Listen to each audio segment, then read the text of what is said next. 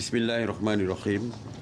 Assalamualaikum warahmatullahi wabarakatuh dan salam sejahtera kepada seluruh rakyat Malaysia yang dikasihi sekalian.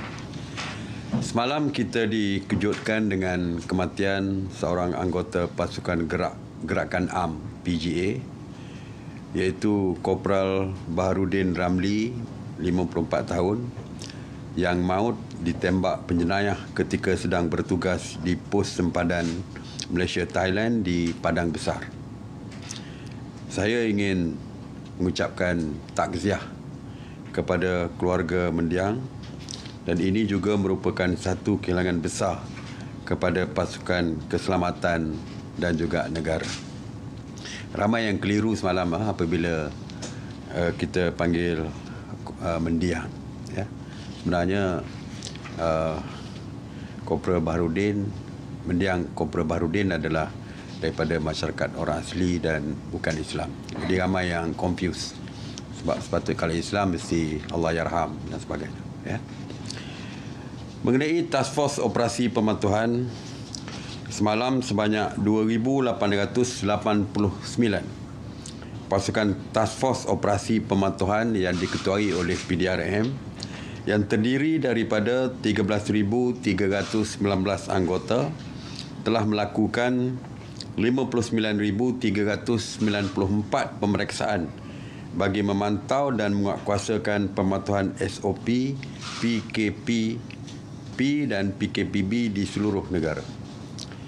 Sebanyak 3,492 pasaraya, 4,978 restoran, 1,380 kilang, 1,708 pasar awam dan pasar tani, 2,874 tempat ibadah serta 1,361 tempat riadah telah diperiksa. Semalam, PDRM telah menahan 312 individu di atas kesalahan engkar SOP dan kesemuanya mereka telah dikenakan kompang. Antara kesalahan SOP seperti biasalah, iaitu tidak memakai pelitup muka, gagal mematuhi penjarakan sosial dan lain-lain lagi. Dan seperti biasa, PDRM akan terus meningkatkan operasi mereka, meningkatkan pemeriksaan mereka dan akan mengambil tindakan kepada individu dan pemilik premis yang berkaitan. Mengenai Ops Benteng,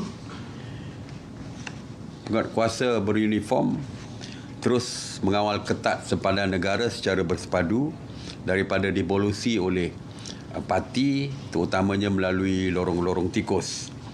Sehingga sejak 1 Mei hingga 24 November, seramai 8,760 parti, 798 tekong dan 360 penyeludup telah berjaya ditahan melalui Ops Benteng. Semalam, Ops Benteng telah menahan 36 parti, 1 tekong dan merampas 5 kenderaan darat dan 1 bot atau kapal dalam operasi yang diadakan di seluruh negara. Sebanyak 261 sekatan jalan raya ataupun SJR Ops Benteng dilaksanakan di seluruh negara yang melibatkan Ops Penawar yang melibatkan PDRM, ATM dan Rela sebanyak 214 SJR, Ops Benteng PDRM 57 SJR dan AKSEM 9 SJR. Dan saya terus menyeru kepada orang ramai supaya menghubungi 011-6251-12323 untuk menyalurkan maklumat yang berkaitan dengan parti. Mengenai Ops Sanitasi Awam, sejak 30 Mac telah melakukan 11,873 Ops Sanitasi merangkumi 137 zon, dan semalam sebanyak 51 Ops Sanitasi telah dilaksanakan di 13 buah negeri dan 2 wilayah persekutuan. Negeri-negerinya semua sekalilah, hampir semua: Sabah, Melaka, Pulau Pinang, Negeri Sembilan, Perak, Johor, Pahang, Kelantan, Terengganu, Kedah, Sarawak, Selangor, Perlis, wilayah Persekutuan Kuala Lumpur dan Labuan. Semalam, op sanitasi melibatkan 336 anggota Jabatan Bomba dan Penyelamat Malaysia, 112 anggota pihak berkuasa tempatan, 44 agensi lain serta 61 jentera Jabatan Bomba dan Penyelamat Malaysia. Mengenai kuarantin wajib, secara kumulatif sejak 24 Julai 2020 sehingga 24 November 2020, seramai 74,066 individu pulang ke tanah air melalui pintu-pintu masuk antarabangsa. Daripada jumlah itu, seramai 10,118 individu sedang menjalani kuarantin wajib di 76 hotel dan 18 premis lain di seluruh negara. 405 individu telah dibawa ke hospital untuk rawatan, manakala 63,543 individu telah dibenarkan pulang ke rumah mereka. Semalam seramai 409 individu telah tiba ke tanah air dan telah dikuarantin selama 14 hari. Kerajaan sebelum ini telah melaksanakan Perintah Kawalan Pergerakan Diperketatkan ataupun PKPD di Kampung Pengaraban, Kampung Tanjung Kapur dan Kampung Landun Ayang, Kudat, Sabah bermula 30 Oktober 2020 dan kemudiannya dilanjutkan sehingga 26 November 2020. KKM, Kementerian Kesihatan, telah melaksanakan sebanyak 3,084 ujian saringan dan sebanyak 345 kes kumulatif positif telah direkodkan di ketiga-tiga lokaliti. Berdasarkan penilaian risiko yang dijalankan oleh KKM, mendapati situasi COVID-19 di lokaliti-lokaliti ini menunjukkan tren penurunan dan terkawal. Sehubungan dengan itu, di atas nasihat dan penilaian risiko oleh KKM, sidang khas hari ini bersetuju untuk menamatkan PKPD di Kampung Pengaraban, Kampung Tanjung Kapur dan Kampung Landung Ayang, Kudat, Sabah bermula besok 26 hari bulan, seperti yang dijadualkan. Walau bagaimanapun, lokaliti ini masih tertakluk kepada SOP PKPB yang masih dilaksanakan di seluruh negeri Sabah. Sidang hari ini juga mendengar pembentangan daripada KKM mengenai jangkitan kes COVID positif di Taman-Taman Perumahan Mukim Seluang, Kulim, Mukim Sungai Seluang, Kulim, Kedah. KKM telah melaksanakan sebanyak 197 ujian saringan secara bersasar dan sebanyak 50 kes positif COVID-19 telah direkodkan yang melibatkan lokaliti-lokaliti ini.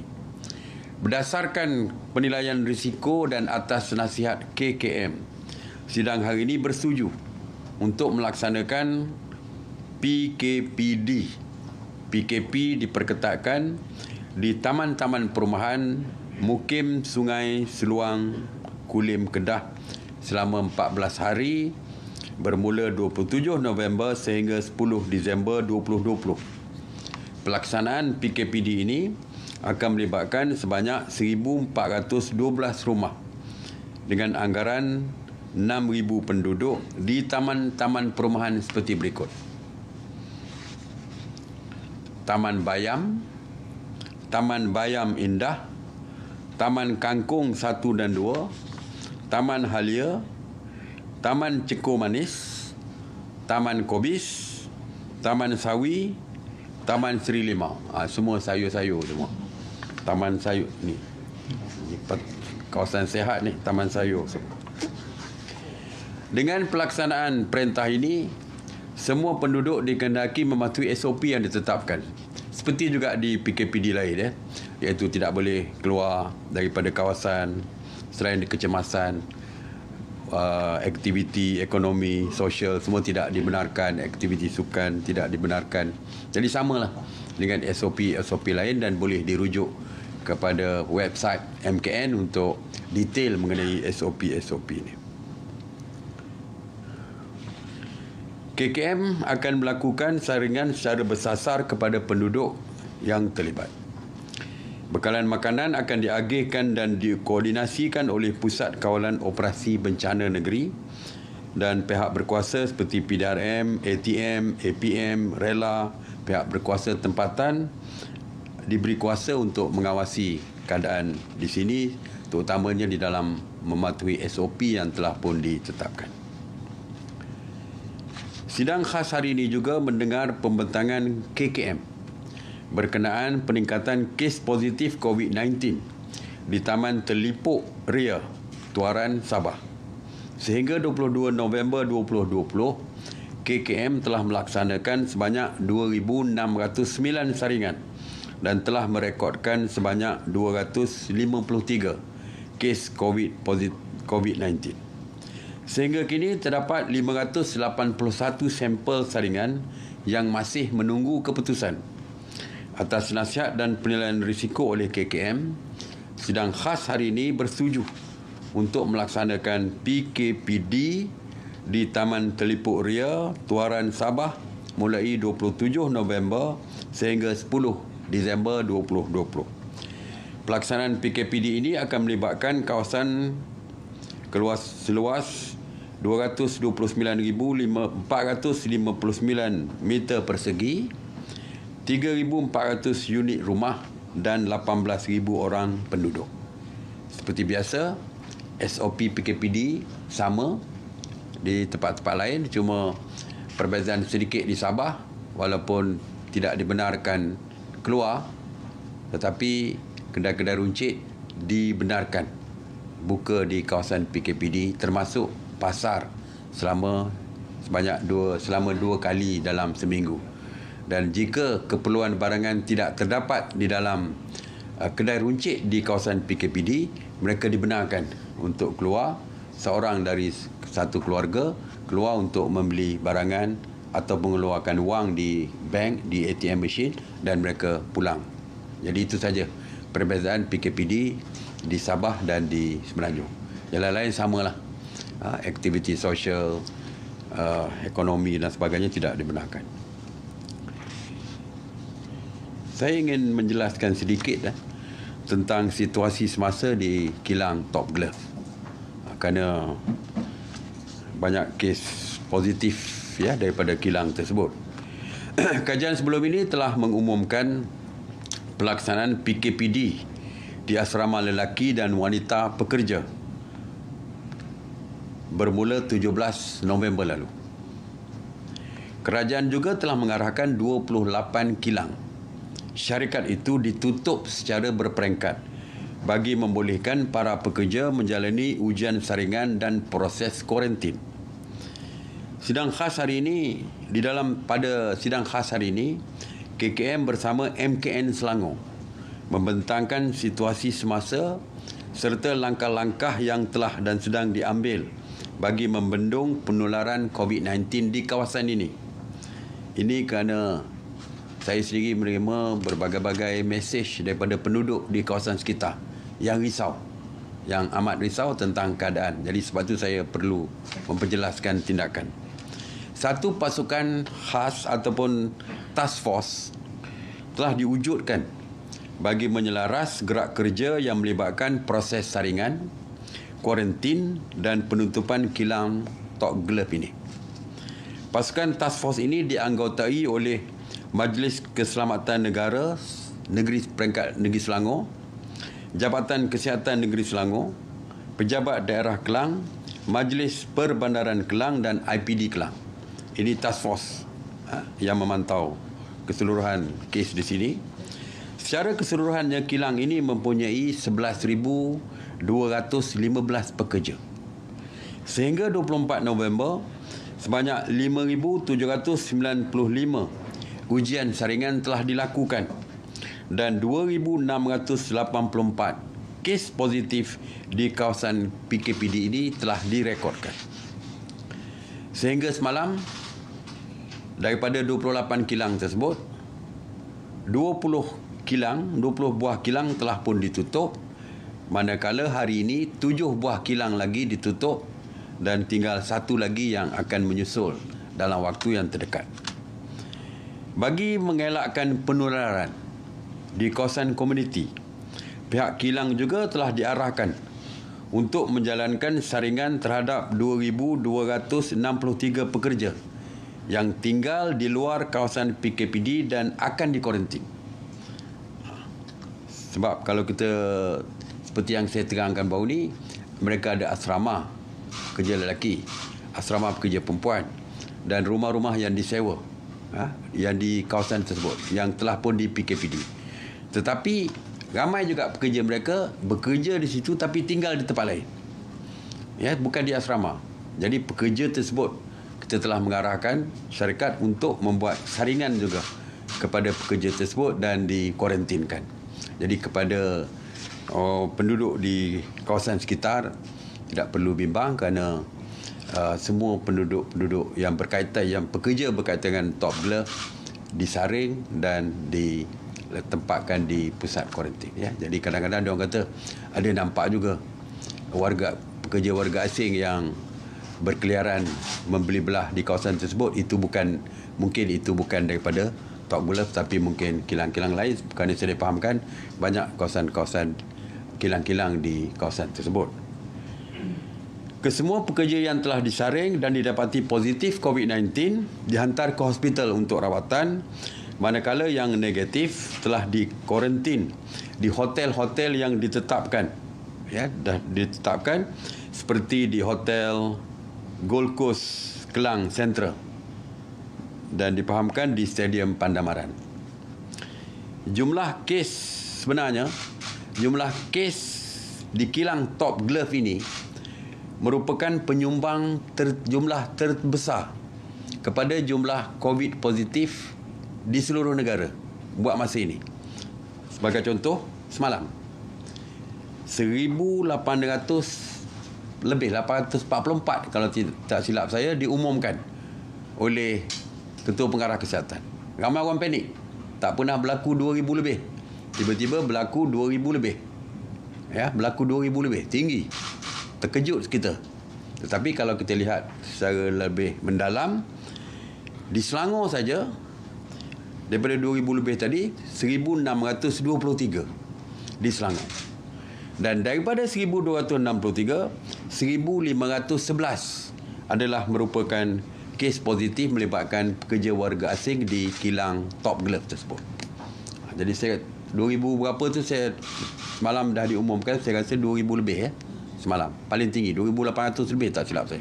Tapi 1,500 lebih adalah daripada Top Glove. Jadi ia tidak menggambarkan penularan kes seluruh negara lah. Ianya tertumpu kepada Top Glove. Jadi kita percaya dengan terbentuknya task force khas yang dibentuk, ianya mereka pasti mampu untuk mengawal keadaan di kawasan persekitaran kilang Top Glove tersebut. Sidang khas hari ini juga mendengar pembentangan daripada MKN Selangor mengenai cadangan untuk mewujudkan program isolasi pekerja kargo lapangan terbang antarabangsa KLIA.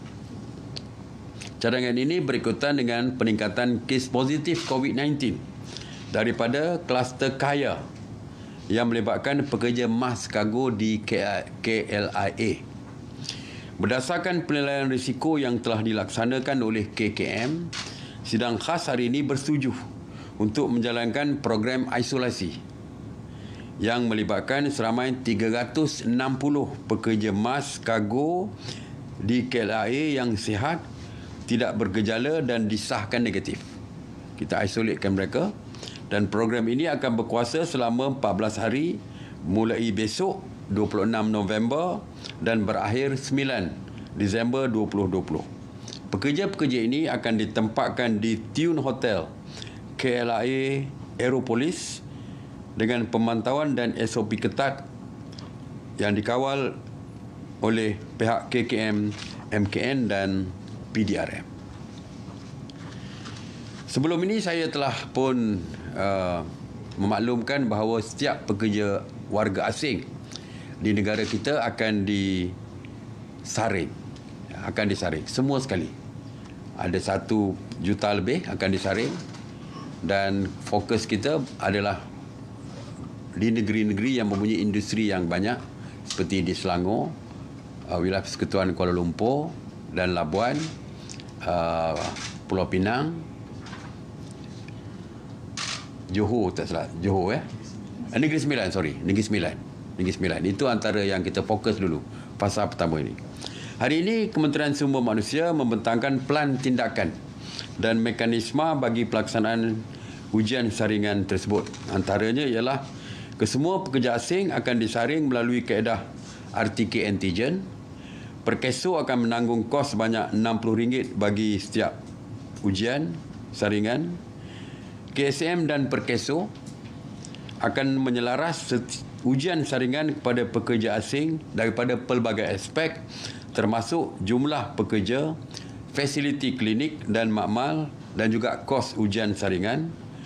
Untuk permulaan, ujian saringan ini akan difokuskan di negeri-negeri yang saya sebutkan tadi, yang melibatkan seramai 888,342 orang pekerja. KSM telah diminta untuk menyediakan jadual terperinci bagi proses pelaksanaan program ini yang dijangka akan mengambil masa selama 4 hingga 6 minggu untuk diselesaikan. Jadi kita dah beritahu kepada KSM bahawa mereka perlu ada jadual. Kita tak nak nanti seperti kita pernah buat dulu, dikeluarkan dalam media sosial kononnya sampai 1 kilometer beratur dan sebagainya. Kita tak nak berlaku seperti itu. Kita nak supaya tersusun. Kita cadangkan oleh kerana ianya melibatkan swasta, fasilitis kesihatan swasta yang terlibat. Kita arahkan mereka untuk pergi sendiri ke lokasi-lokasi, di kilang-kilang, di tapak-tapak binaan dan sebagainya, supaya mereka tidak keluar untuk beratur dan sebagainya. Jadi kita minta supaya KSM, Kementerian Sumber Manusia, melaporkan semula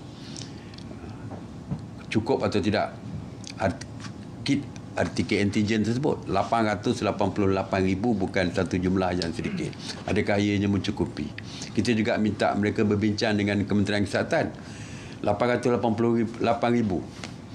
Kalau 1% pun tiba-tiba positif, dah 8,800. Mana nak tempatkan mereka, di hospital mana dan sebagainya. Ianya melibatkan warga asing, ya, pekerja warga asing. Jadi semua perkara yang detail tu kita minta supaya KSM meneliti supaya tidak timbul isu kalau apabila kita mulakan saringan tersebut. KSM juga akan memfokuskan juga dari segi menguatkuasakan Akta Standard Minimum Perumahan dan Perumahan Pekerja 1990 ataupun Akta 446, iaitu akta tentang standard perumahan yang diberikan kepada pekerja-pekerja warga asing ini. Kalau kita lihat, ada satu kilang di negara kita mendapat ulasan berita komen yang agak kurang baik daripada pihak antarabangsa kerana menempatkan pekerja secara bersesak dan sebagainya. Jadi akta ini adalah untuk memberikan perumahan yang lebih selesa dengan kondisi yang baik kepada pekerja. Dan akta ini menetapkan denda yang tinggi sebenarnya kalau gagal untuk menyediakan tempat tinggal yang sempurna.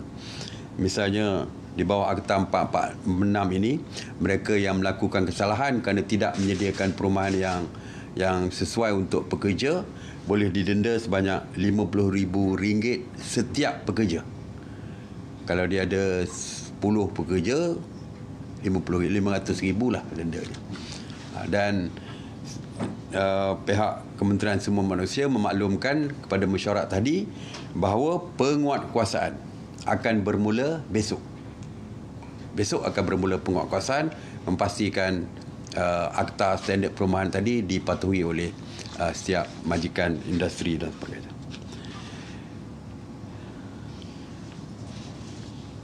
KKM hari ini juga turut membentangkan situasi semasa COVID-19 di seluruh negara, khususnya situasi di Sabah. Saya nak beri sedikit gambaran tentang Sabah. Alhamdulillah, dengan segala strategi dan langkah yang diambil sama ada oleh kerajaan persekutuan dan juga kerajaan negeri, situasi COVID-19 di Sabah kini telah bertambah baik dan menunjukkan tren penurunan. Penilaian risiko oleh KKM dalam 4 minggu terakhir ini menunjukkan penurunan kes di Sabah adalah sebanyak 32.4%. Kita mendoakan agar tren penurunan ini berterusan dan situasi di Sabah kembali pulih seperti sedia kala dan bolehlah kita tamatkan PKPB di Sabah ini. Walaupun yang membimbangkan adalah situasi di Lembah Kelang yang melibatkan Selangor, Kuala Lumpur dan Putrajaya masih menunjukkan tren peningkatan walaupun ianya melibatkan pekerja-pekerja industri yang melibatkan warga asing dan juga tapak binaan. Oleh itu, saya menyeru kepada majikan-majikan, kilang-kilang, tapak binaan dan sebagainya, tanpa perlu menunggu arahan daripada Kementerian Semua Manusia, mereka boleh memulakan untuk membuat ujian saringan kepada pekerja-pekerja mereka. Mungkin mereka perlu berbelanja kerana tanggungjawab kos dan kos untuk saringan adalah kepada majikan, tetapi bagi saya lebih baik mereka membayar jumlah yang RM60 untuk ataupun 100 untuk kos saringan daripada kilang mereka ditutup apabila kes COVID positif berlaku di kilang mereka. Ya, jadi saya menyerulah kepada ni, tak perlu tunggu arahan daripada KSM, Kementerian Semua Manusia, mereka mengambil inisiatif untuk membuat ujian saringan kepada pekerja mereka. Yang rugi sedikit tapi untungnya besar, iaitu kilang mereka pasti tidak akan ditutup kalau kita dapat kesan lebih awal status pekerja-pekerja mereka. Dan kepada orang ramai seperti biasa, saya menyeru amalkan kawalan kendiri dan patuhi setiap SOP. Terima kasih, saya buka kepada soalan. Assalamualaikum Datuk Seri. Nama saya Wan Muhammad Aslah daripada Meja Berita Jenayah daripada Bernama. Saya ada satu soalan untuk Datuk Seri. Semalam Datuk Seri, negara dikejutkan dengan kematian seorang anggota BJA yang maut disyaki ditembak, manakala seorang lagi yang cedera parah ketika penugasan Op Binting dan berhadapan dengan sekumpulan penyeludup sepadan Malaysia Thailand. Soalan saya adalah, apakah pandangan Datuk Seri mengenai jaminan keselamatan sepadan kita dan bagaimana dengan penugasan ATM khusus tentera darat selepas insiden itu, dan ada penambahan tak keanggotaan dari segi itu? Ya. Terima kasih. Kalau kita lihat di kawasan sempadan di sebelah utara tu, pembahagian dari segi tugasan itu dibahagikan antara ATM, pihak PDRM, di kawasan Wang Kelian ni di bawah PDRM, dan juga di sebelah Kelantan di bawah saya difahamkan di bawah PDRM juga. Jadi kita bagikan kawasan-kawasan tertentu. Kalau kita lihat di bawah Ops Benteng dilakukan secara bersepadu di antara semua agensi-agensi beruniform di kawasan yang menjaga kawasan sempadan. Kalau di laut, tentu sajalah Polis Marine, ATM, Tentera Laut, Diraja Malaysia, APMM dan sebagainya. Jadi insya-Allah saya akan berbincang dengan pihak National Task Force yang mengendalikan kawasan sempadan ini, iaitu Ops Benteng ini, untuk kita berbincang semula. Mungkin ada keperluan untuk Ops Benteng tu dibawa ke kawasan sempadan di sebelah utara ni yang melibatkan kerjasama bersepadu secara menyeluruh lah. Tidak lagi membagikan kawasan-kawasan PDRM, tidak ada di kawasan PDRM, tidak ada ATM mungkin di situ. Mungkin di kawasan ATM tidak ada PDRM di situ. Dia secara berpasukan yang berbeza. Mungkin selepas ini untuk meningkatkan lagi kawalan, saya yakin kita perlu meningkatkan kawalan di kawasan sempadan, perlu menambahkan anggota, sama ada ATM atau PDRM. Nanti saya percaya kita akan bincangkan di bawah National Task Force ini supaya apa yang kita laksanakan di kawasan Ops Benteng di Sabah, termasuk juga di Semenanjung, di Pantai Barat dan sebagainya, dapat kita gembelingkan supaya kita buat seperti Ops Benteng di kawasan utara. Bagaimanapun ianya perlu dibincangkan di bawah National Task Force kerana ianya melibatkan berbagai-bagai unit beruniform. Jadi perlu ada penyelarasan selepas ini. Saya pun dah sebut daripada awal, kita merasa amat sedih dengan kejadian ini, dan insya-Allah kita perketatkan kawalan, tambahkan anggota supaya perkara seperti ini dapat dihalang daripada berlaku untuk masa-masa akan datang. Okey. Assalamualaikum Datuk Seri, saya Azri dari Bernama TV. Saya ada soalan untuk Datuk Seri. Jika kita lihat lonjakan kes positif COVID-19 rata-ratanya disumbang oleh pekerja asing, khususnya di tapak pembinaan dan juga kilang.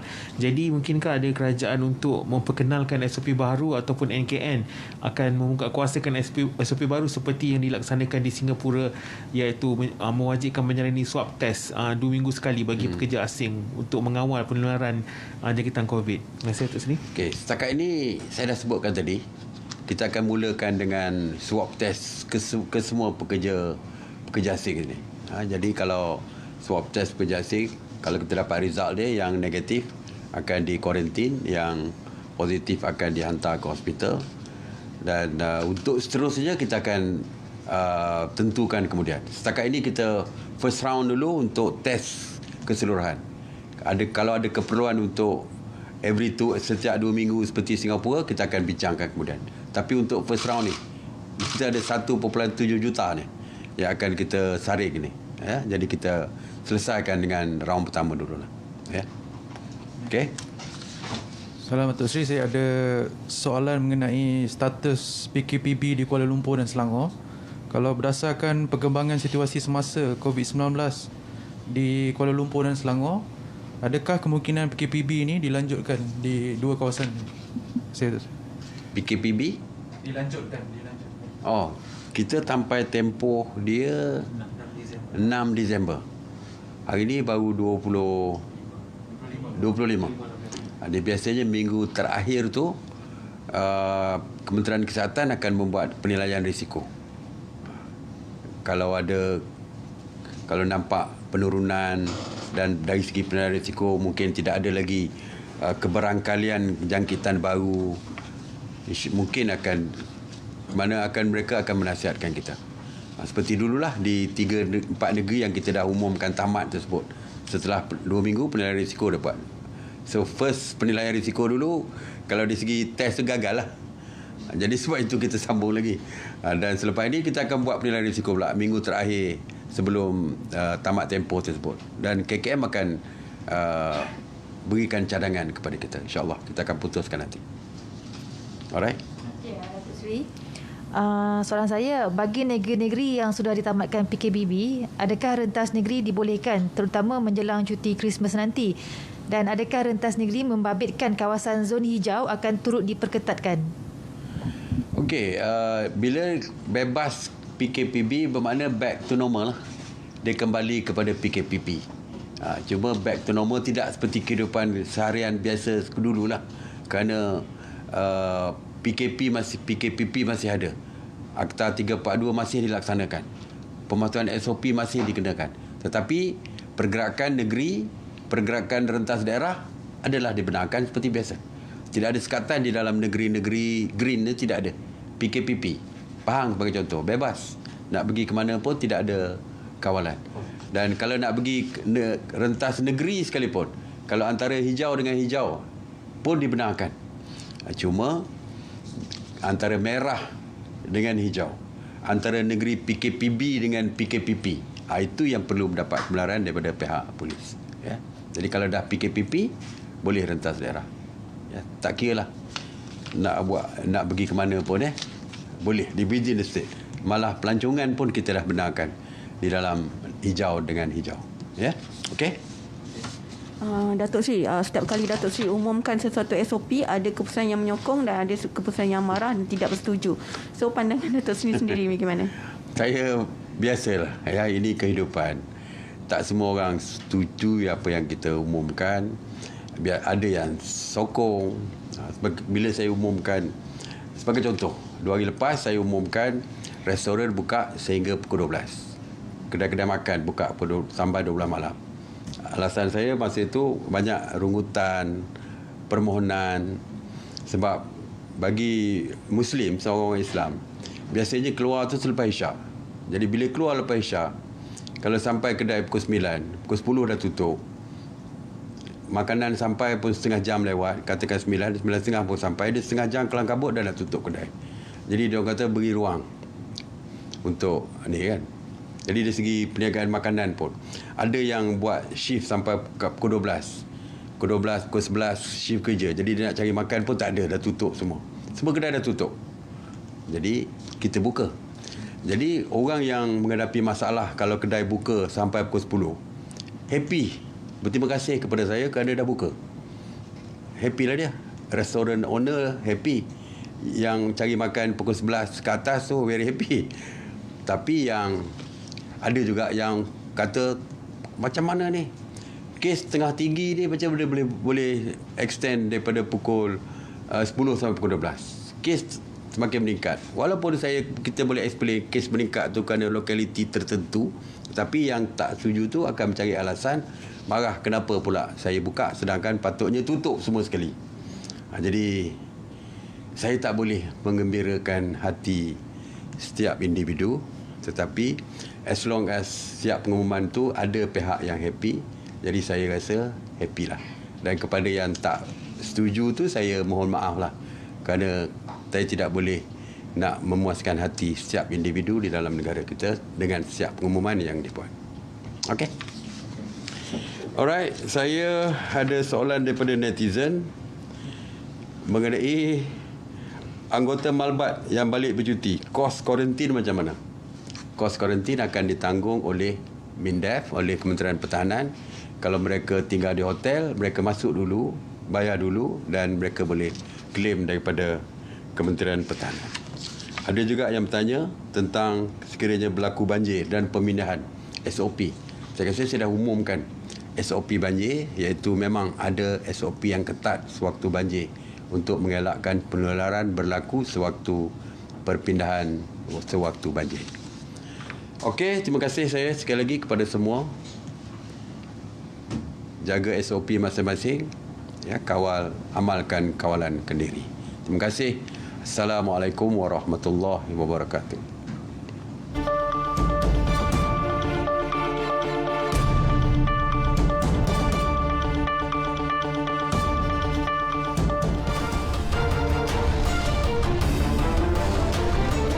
PDRM kaji semula tambah baik SOP tugasan anggota.